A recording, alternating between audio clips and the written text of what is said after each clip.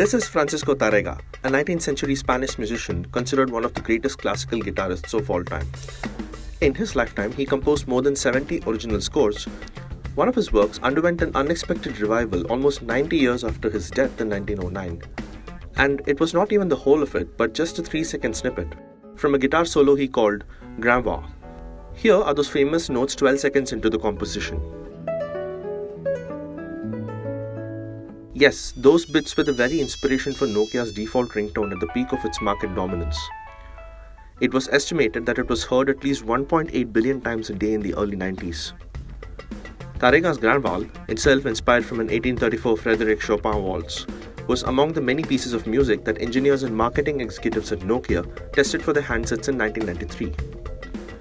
Since European law releases all music into public domain 70 years after a composer's death, Nokia did not have to pay any huge fee to acquire it, and that helped Grand Voix make the cut quite easily. This was an era when multinational corporations invested heavily into creating original tunes for their brands.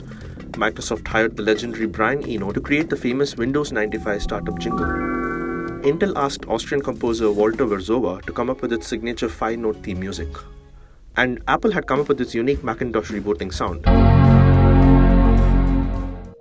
But Nokia, without spending a single paisa and with a little modification, produced one of the most recognizable electronic earcons of the 20th century.